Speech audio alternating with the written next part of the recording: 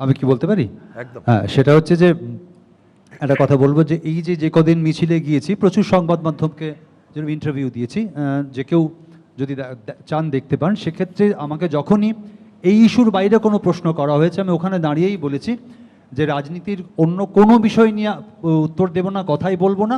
এই মিছিলে তিলোত্তমার বিচারের দাবি এবং সার্বিক বিচারের দাবি নিয়ে কথা বলেছি।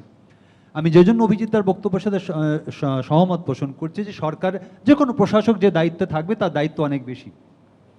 ঠিক এই ঘটনা প্রসঙ্গে আমি বলছি বাঁকুড়াতে তৃণমূল কংগ্রেসের একজন প্রবীণ সাংসদ তিনি জুনিয়র ডাক্তারদের উদ্দেশ্য করে একদম প্রকাশ্য মঞ্চ থেকে বলছেন জনগণকে উস্কানি দেওয়ার মতো যে এরপর জনগণ যদি গ্রামের লোক যদি এসে মারতে থাকে পেটাতে থাকে আমি তাদের আটকাতে পারবো না, নাম্বার ওয়ান।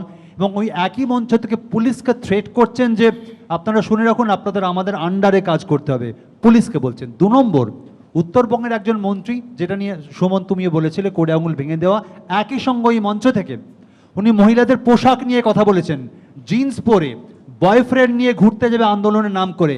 আমি তৃণমূল কংগ্রেস যেহেতু শাসক দল তাদেরকে বলবো যদি সত্যি আপনাদের সদিচ্ছা থাকে তাহলে এই অবস্থায় এই সমস্ত অসংবেদনশীল মন্তব্য যারা করছে তাদের বিরুদ্ধে ব্যবস্থা নিয়ে দৃষ্টান্ত তৈরি করুন, তাহলে গোটা রাজ্যে একটা সদর্থক বার্তা ছড়াবে। আমি নিশ্চিতভাবে বলছি এই ধরনের মন্তব্যগুলি আমরা সঙ্গে সঙ্গে বলেছি, কোনোভাবে দল অনুমোদন করে না এবং তাদের বার্তাও দিয়ে দেওয়া হয়েছে এমন কোনো মন্তব্য করা যাবে না যাতে, দেখুন জুনিয়র ডক্টররা যে আন্দোলনটা করছেন তাদের আবেগ এবং আন্দোলনের প্রতিও আমরা পূর্ণ সমর্থন জানাচ্ছি।